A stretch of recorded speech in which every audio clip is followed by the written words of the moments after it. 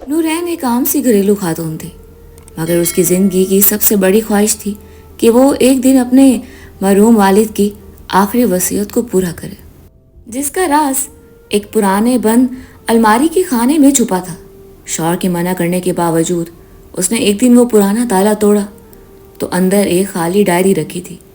जैसे ही उसने डायरी खोली, सफ़ेद सफ़ों पर स्याही खुद ब खुद उभरने लगी।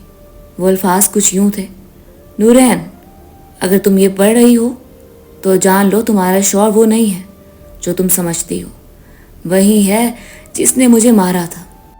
ये क्या कह रही हो तुम? नूरैन जैसे ही तय खाने के करीब जाने लगी, जिससे पहले एक कमरा था जो किसी के इस्तेमाल में नहीं था, अफजल मियाँ के अचानक मुखातिब किए जाने पर वो घबरा गई और जल्दी से उस दरवाजे से दूर हुई जिस पर पुराने ज़माने का ताला लगा हुआ था। वो ताला कई सालों से बंद था। नूरैन को कभी कभी बड़ा तजस्सुस होता कि आखिर इसमें क्या है, और इसी तजस्सुस के तहत आज उसकी वजह से मियाँ बीवी की एक बार फिर लड़ाई होनी थी, जिसमें उन्होंने बार बार एक बात दोहरानी थी कि नूरैन उनका कहा ना मानती, मशरक की बीवी होने का हक अदा नहीं करती। यानी वो जिस चीज़ से रोकते हैं वो उससे रुकने की बजाय वही काम करने का ठान लेती है। अक्सर दोनों की इस बात पर बहस होती रहती। उसे अभी भी मालूम था कि जैसे ही कमरे में जाएगी, अफजल मियाँ पीछे आकर उसे यही समझाने लगेंगे कि वो उसकी फर्मा बरदारी किया करे, और वो रोज़ रोज़ के टॉपिक से तंग आ चुकी थी। वो शदीद बोरियत महसूस करती थी। सारा दिन इतनी बड़ी हवेली में घूमते घूमते वो थक जाती। उसे बाहर की दुनिया देखनी थी, जिस पर उसके शौहर ने पाबंदी लगाई हुई थी। शादी के बाद से वो इसे घर से बाहर ना निकलने देता। हालांकि वो इससे बहुत मोहब्बत से पेश आते और हर तरह से ख्याल रखने की कोशिश करते। वो जो चीज़ ज़बान पर लाती फौरन उसे खरीद कर देते, मगर वो उसका ये कहा मानने से इनकार कर चुके थे कि वो उनके बगैर भी कहीं आ जा नहीं सकती है। वो जहाँ भी जाती, अफजल साहब उसके साथ साथ रहते। पहले पहल तो उसे बड़ा अजीब लगता था, फिर वो इस चीज़ की बड़ी आदी हो गई कि कहीं अकेले जाने में उसे डर लगता था। अब वो खुद ही इस हवेली में खुद को कैद कर चुकी थी। इस हवेली में अजीब बात यह थी, ना तो ज़्यादा मुलाजमीन थे और ना ही घर के कोई अफराद रहते थे। अनजान वीरान सी हवेली थी। उसने सारी हवेली देख रखी थी, मगर हवेली का एक ऐसा हिस्सा था जिसमें जाने से उसे सख्ती से मना किया गया था। मगर हमेशा उसके दिल में यही ख्वाहिश पलती रही कि वो किस तरह इस हवेली के हिस्से में झांक कर देखे, मगर हमेशा नाकाम रही। अफजल मियाँ ने जो 2-3 नौकरानियाँ उसके लिए छोड़ी थी, वो हर वक्त उसकी निगरानी में रहती, जिनको अपने साथ हमेशा पाकर उसे बहुत गुस्सा आता, मगर वो मजबूर थी। बकौल अफजल मियाँ, इस शहर में हमारे बहुत मुखालिफिन हैं। अगर किसी ने तुम्हें नुकसान पहुंचाना चाहा तो मुझे अपनी तरफ से तो पूरी सिक्योरिटी देनी चाहिए। नूरैन ये बात सुनकर हंस देती। सारा दिन वो कमरे में पड़ी रहती या किचन में कुछ बनाती रहती। अगर वो कुछ बना भी लेती तो उस अकेली को ही खाना होता था, क्योंकि नौकरों को ये हरगिज इजाज़त नहीं थी कि वो इसके घर का निवाला भी मुंह में ले। उसे हवेली के असूलों से बहुत खौफ आता था, मगर अब ये हवेली उसकी अपनी थी, जो अफजल मियाँ ने उसे हक महर में दी थी। मगर हमेशा उसे ऐसा लगता रहा जैसे कुछ अनकही बातें इसे अपनी तरफ खींच रही हैं। कुछ तो गड़बड़ है। वो हमेशा यही सोचती रहती। उसे कुछ भी समझ ना आता। फिर उसे लगने लगा, शायद सारा दिन फारिग रहती हूँ, इसलिए ऐसा महसूस करती हूँ। धीरे धीरे उसने नौकरों को निकाल कर हवेली के तमाम मामलात अपने सर ले लिए। अब उसके अलावा अब इस हवेली में मुस्तकिल तौर पर 2 लोग रह रहे थे, कासिम जो खानसामा था और रुबीना जो साफ सफाई का काम करती, और वो बशीर जो गेट पर बैठा करता था। वो हर आने जाने वाले पर नज़र रखता और फौरन अफजल मियाँ को इतला करता। इन तीनों के अलावा वहाँ नूरैन रहती थी, जो इन सब की मालकिन थी। मालिक हफ्ते में 2 से 3 बार आते और सारा वक्त नूरैन के साथ बिताते। इन दिनों ज़्यादातर मुलाजमीन को छुट्टी दे दी जाती ताकि वो दोनों एक दूसरे के साथ अच्छा वक्त बिता सके। अफजल मियाँ घर आते तो बीवी को घुमाने बाहर ले जाते। नूरैन उनके साथ बहुत इंजॉय करती थी और वो चाहती थी کہ افضل میاں ہمیشہ اس کے ساتھ رہیں، مگر وہ تو آزاد پنچھی تھے، کبھی ایک جگہ ٹک نہیں سکتے تھے۔ ایسے حالات میں نورین کو ہی صبر سے کام لینا پڑتا۔ مائکے والے تو تھے نہیں تو کس سے موبائل پر بات کرتی، اس لیے شروع میں تو اسے موبائل بڑا اچھا لگا، مگر پھر کوفت کا شکار ہو گئی اور شوہر کو واپس کر دیا۔ وہ بھی حیران رہ گیا کہ آج کل کے دور کی لڑکی اور موبائل استعمال نہ کرے، ایسے کیسے ممکن ہے؟ مگر نورین نے اسے اپنی مرضی سے حیران کیا تھا، یعنی اسے افضل میاں نے خود موبائل نہیں مانگا تھا، وہ خود ہی واپس کر چکی تھی۔ حویلی میں ایک بہت بڑی لائبریری تھی جہاں وہ اکثر پائی جاتی، اسے کتابیں پڑھنا بہت پسند تھا۔ نتیجہ یہ نکلا، شوہر کی غیر موجودگی میں وہ سارا وقت کتابوں کو دیتی۔ ملازم گھر میں کیسے کام کر رہی ہیں اسے فکر نہ ہوتی۔ بہت سے کمروں کا سامان سمیٹ کر اس نے انہیں بند کروا دیا تھا کہ وہ استعمال میں تو آتے نہیں تھے، بلا وجہ کی روز ہی صفائی کرنی پڑتی۔ ملازمہ کی پریشانی محسوس کرتے ہوئے اس نے یہ قدم اٹھایا تھا۔ وہ ہر بات اپنے شوہر کو بتانا فرض سمجھتی تھی۔ اس نے یہ بات جب افضل میاں کو بتائی تو انہوں نے زیادہ کچھ ریئیکٹ نہیں کیا، بلکہ انہیں کہا کہ جیسے وہ چاہے اس حویلی میں رہے، کسی بھی بات کی ان پر پابندی نہیں ہے۔ نورین خود ہی باہر جانے سے رک جاتی کیونکہ اسے معلوم تھا افضل کو اس کا اکیلے گھومنا پسند نہیں ہے، اس لیے وہ فرما بردار بیوی بننے کے چکر میں سب کچھ چھوڑ چکی تھی۔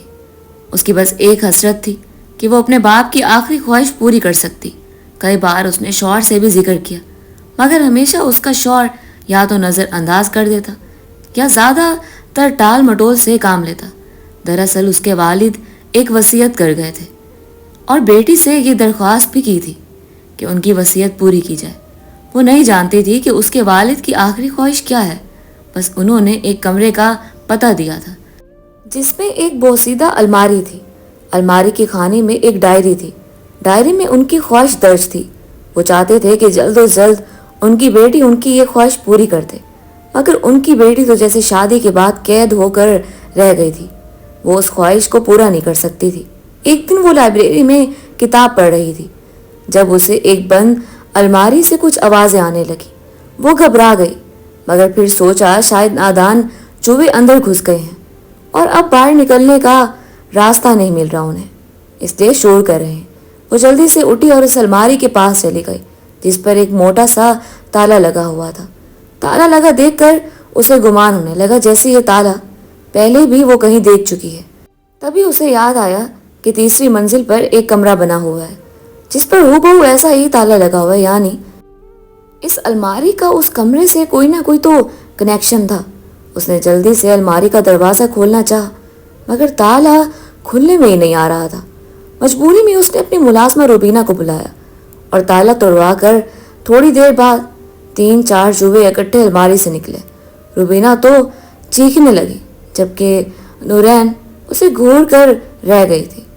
جیسے ہی الماری کھلی وہ خالی تھی، اس میں ایک زرد رنگ کی چابی نظر آئی۔ روبینہ کے چابی اٹھانے سے پہلے نورین آگے بڑھی اور جلدی سے وہ چابی اٹھا لی۔ اسے لگا جو وہ سوچ رہی تھی وہ وہی ہے، یعنی اس بند کمرے کے تالے کی چابی ہے جہاں پر اسے جانے کے لیے اس کے شوہر نے منع کیا تھا۔ وہ خوش ہو گئی اور نوکرانی کو ایسے جتایا جیسے وہ نہایت ہی فضول چابی تھی اور کتاب میں وہ چابی ڈال کر وہاں سے چلی گئی۔ نوکرانی سمجھدار تھی مگر وہ نورین کے آگے بول نہ سکی اور وہاں سے چلی گئی۔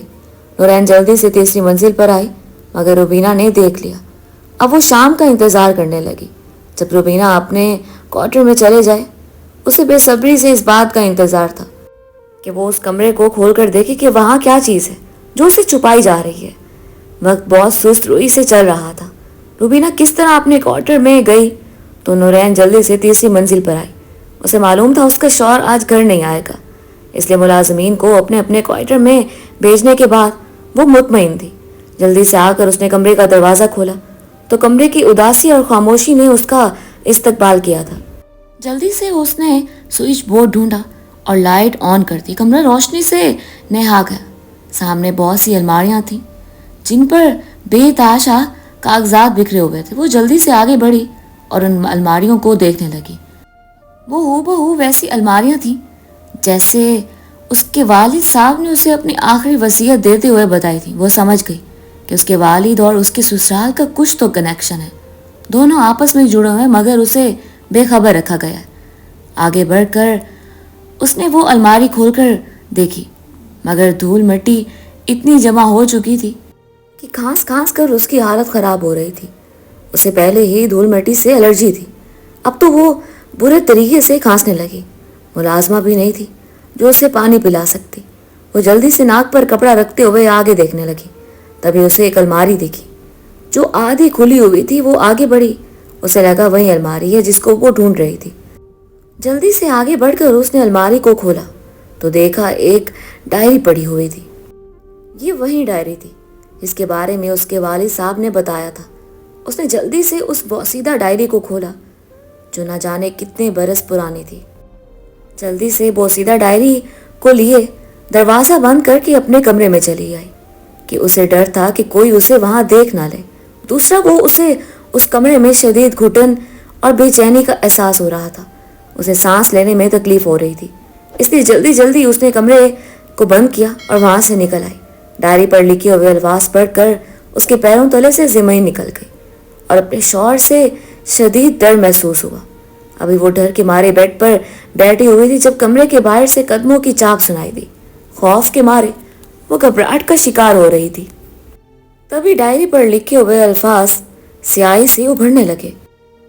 نورین، میری پیاری بیٹی، اگر تم تک یہ ڈائری پہنچ چکی ہے اور تم مصیبت کے آنے سے پہلے اس بات سے باخبر ہونے والی ہو کہ اس ڈائری میں کیا لکھا ہے، تو میں تمہیں جلد از جلد بتانا چاہتا ہوں کہ وہ تمہارا شوہر نہیں ہے بلکہ جس نے مجھے مارنے کی کوشش کی تھی وہی۔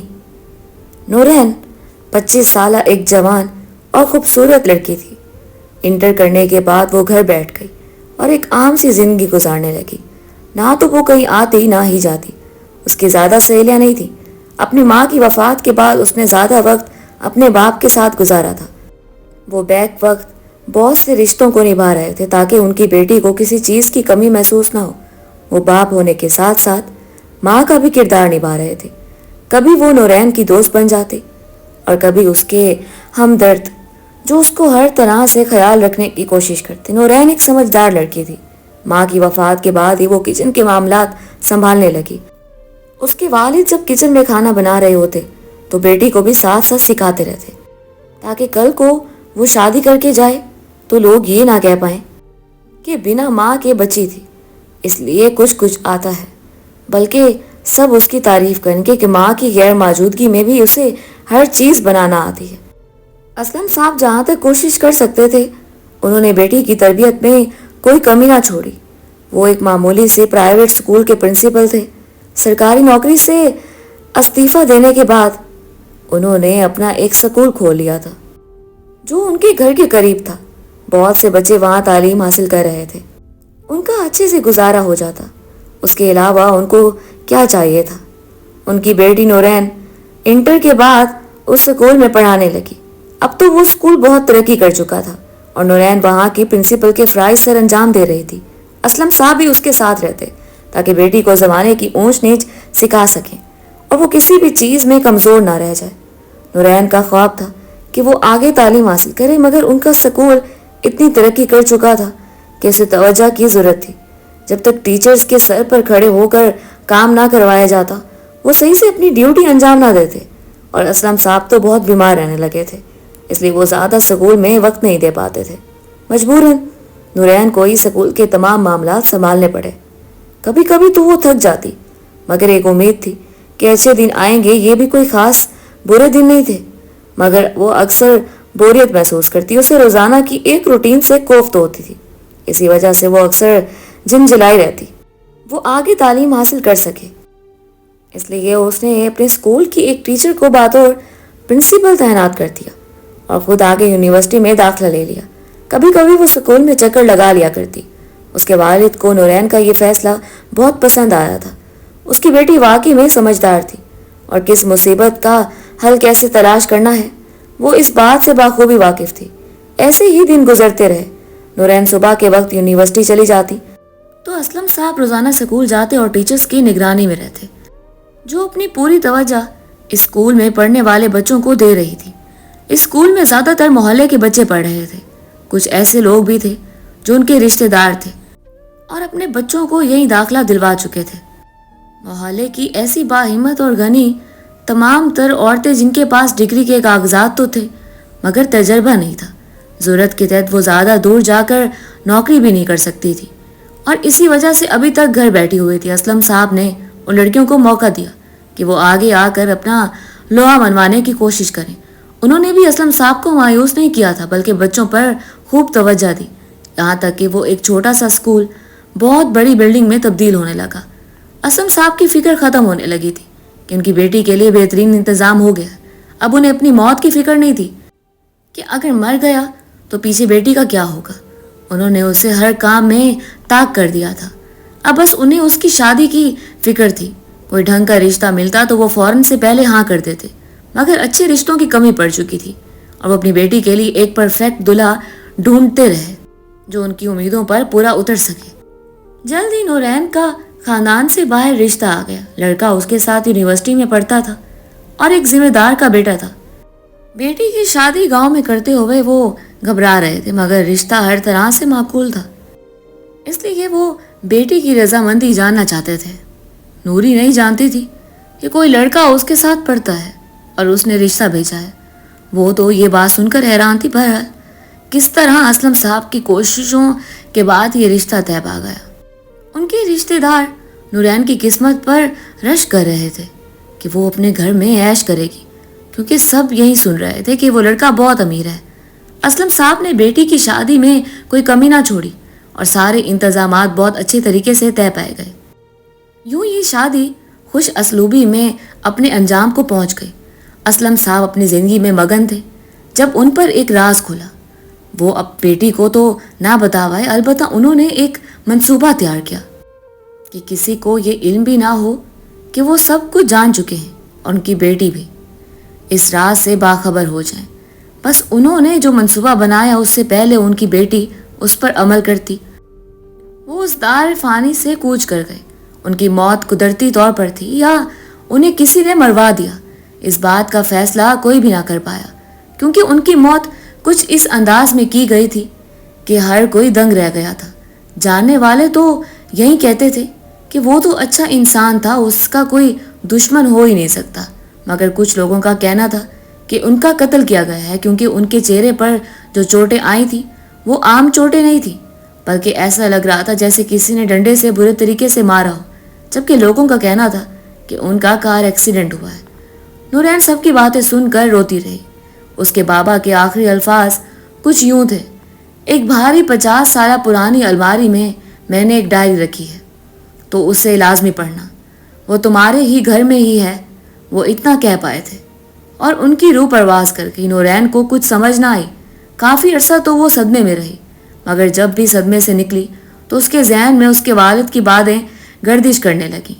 اسے کسی طرح سے معلوم کرنا تھا کہ وہ الماری کہاں ہے جس میں وہ راز دفن ہے جو اس کے والد اسے بتانا چاہتے تھے مگر وقت نے مہلت نہیں دی. اور یوں ان کی بیٹی اس بات سے بے خبر ہی رہی. وہ جس الماری کا ذکر کر رہے تھے وہ تو تہہ خانے کے اگلے کمرے میں نصب تھی. وہاں تو کسی کو بھی آنے کی اجازت نہیں تھی اور وہاں کی چابی کہاں ہے کسی کو اس بارے میں علم نہیں تھا. اس کے شوہر نے بھی اسے وہاں جانے سے منع کیا تھا. ایک روز اس نے اپنے شوہر کی پرواہ کیے بغیر اس تالے کو کھول دیا. اس ڈائری میں جو لکھا ہوا تھا اس کو پڑھ کر نورین کے پیروں تلے سے زمین نکل گئی. اس نے کبھی سوچا نہ تھا کہ اس کے ساتھ ایسا بھی ہو سکتا ہے. وہ تو ہر چیز سے بے پرواہ اپنی زندگی میں خوش تھی. اس نے جیسے ہی ڈائری پڑھی اس کے والد نے جو پہلا انکشاف کیا تھا وہیں اس کو سن کر گیا. اسے لگا کہ جسم سے جان نکل رہی ہے کیونکہ بات ہی ایسی لکھی ہوئی تھی. اس کے والد کہہ رہے تھے کہ افضل صاحب اس کے میاں نہیں ہیں بلکہ اس کے میاں کوئی اور جنہوں نے ان کے اوپر حملہ کروایا تھا. وہ اپنے والد کے الفاظ کو بار بار دہراتی رہی. نورین میری پیاری بیٹی، اگر تم تک یہ ڈائری پہنچ چکی ہے اور تم مصیبت کے آنے سے پہلے اس بات سے باخبر ہونے والی ہو اور وہ یہ کہ اس ڈائری میں کیا لکھا ہے، تو میں تمہیں جلد از جلد بتانا چاہتا ہوں کہ وہ تمہارا شوہر نہیں ہے بلکہ جس نے مجھے مارنے کی کوشش کی تھی وہی تمہارا شوہر ہے. ہمارے ساتھ بہت بڑا دھوکہ ہوا ہے. جب میں نے تمہاری شادی کی تھی तभी मुझे मालूम पड़ा था कि कुछ तो गड़बड़ है। उन लोगों ने सबके सामने ये जाहिर किया कि तुम्हारी शादी अफजल से हो रही है, मगर हकीकत में तुम्हारा निकाह अफजल के छोटे भाई अकरम से हुआ था। अफजल और अकरम दोनों सौतेले भाई हैं। उनकी वालदा एक है मगर वालिद दो हैं, यानी अफजल का बाप करमदीन और अकरम का वालिद मुश्ताक अहमद। वो दोनों सौतेले थे। माँ ने बहुत कोशिश की कि इस फर्क को भूल जाएं, मगर वो इस फर्क को आगे लेकर बड़े हुए। उनकी वालदा सकीना बेगम को पहले शौहर से तलाक मिल चुकी थी, जो अफजल मियाँ के वालिद थे। वो निहायत ही गरीब इंसान थे, मगर उनके दूसरे शौहर यानी शफीक अहमद बहुत अमीर थे, जो उन्होंने अपनी सारी दौलत अपने इकलौते बेटे अकरम के नाम कर दी थी।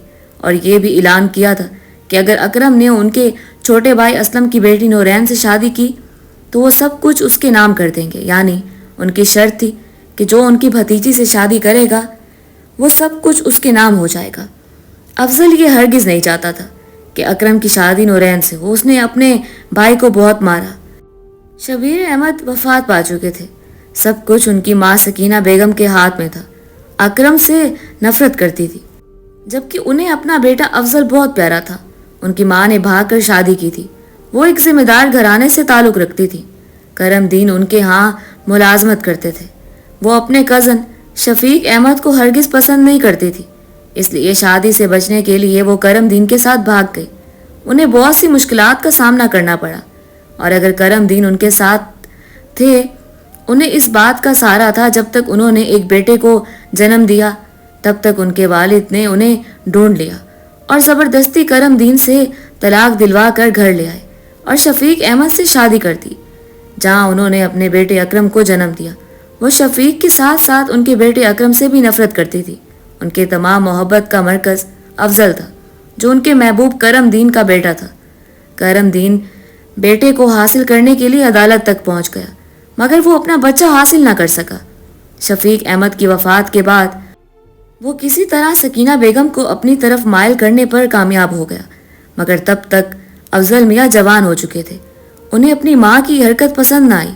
वो तो इस चीज़ की मुखालफत कर ही रहे थे, मगर जब उनके छोटे भाई ने माँ को साबका शौहर के साथ रंगे हाथों पकड़ा तो उसका दिमाग घूम गया और उसने बड़े भाई को शिकायत लगा दी और कहने लगा कि अगर उन्होंने इस सिलसिले को बंद नहीं किया तो वो दोनों पर फाइल खोल देंगे।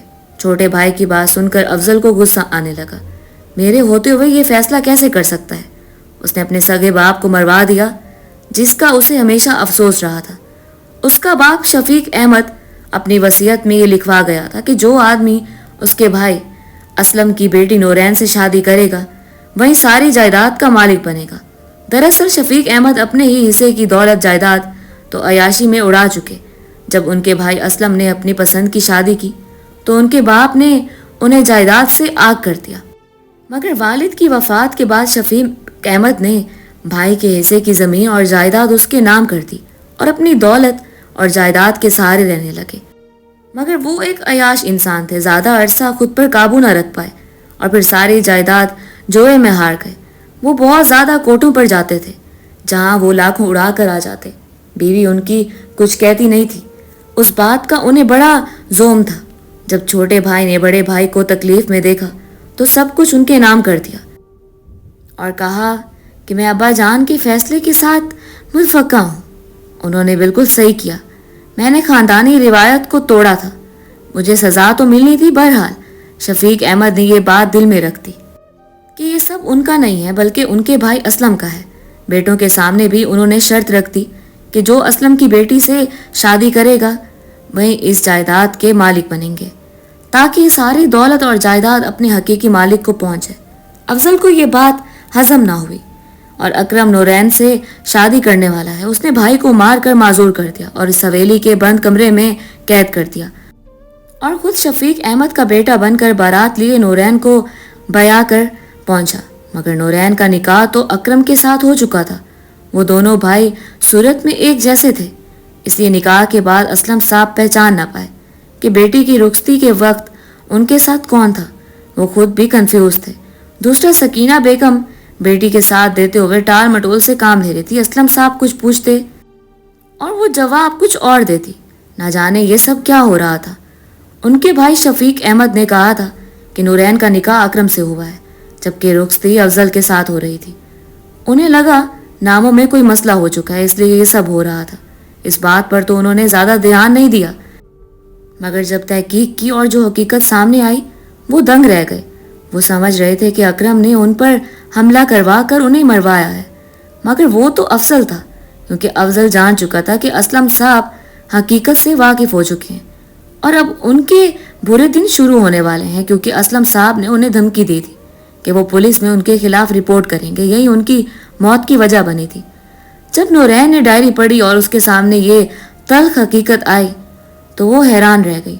उसे पता चल गया कि तय खाने में जिस इंसान के चीखने की आवाज़ें आती हैं वो कोई और नहीं, उसका शौहर है, जबकि वो इंसान जो उसके साथ रह रहा है वो उसका शौहर नहीं बल्कि उसका जेठ है। ये जानकर उसे बहुत रोना आया। दिल चाह कि अभी इसी वक्त ही हवेली छोड़कर भाग जाए, मगर तभी कमरे के बाहर उसे कदमों की चाप सुनाई दी। वो डर गई और जल्दी से डायरी छुपाकर सोने की अदाकारी करने लगी। अफजल घर आ चुका था। वो कपड़े बदल कर कमरे से बाहर निकल गया। नूरैन ने सुकून की सांस ली और कमरे से भागने की कोशिश ही करने वाली थी जब अफजल आ गया और कहने लगा, मुझे मालूम है कि तुम्हें सब कुछ मालूम हो चुका है। तुम्हारा हाल भी अकरम और असलम चचा वाला होगा। तैयार हो जाओ, मैं तुम्हें तुम्हारे अंजाम तक पहुंचाने वाला हूँ। ये कहकर वो तंजिया हंसने लगा। तभी नूरैन उसके करीब आई और कहने लगी, आप मेरा कुछ नहीं बिगाड़ सकते। मैंने अपने साथ साथ अपने शौहर को भी बचा लिया है। आपकी उल्टी गिनती शुरू हो चुकी है। जेल की हवा खाने के लिए तैयार हो जाएं। अभी नूरैन ने ये अल्फाज अदा किए थे जब पुलिस का सायरन बज उठा। अफजल ने आगे बढ़कर नूरैन पर हमला करना चाहा, मगर वो नाकाम रहा। उससे पहले पुलिस ने उसे अपने गिरफ्त में ले लिया। तहखाने का दरवाज़ा खोला गया तो एक लागिर वजूद बरामद हुआ जिसकी हालत बहुत ख़राब थी। हफ्ते में शायद बहुत कम उसे खाना दिया जाता। नतीजा ये निकला, इंसान कहलाने के काबिल नहीं रहा, क्योंकि वो तो एक ढांचा मालूम हो रहा था। नूरैन उसे देखकर रोने लगी। वहीं उसका शौहर था।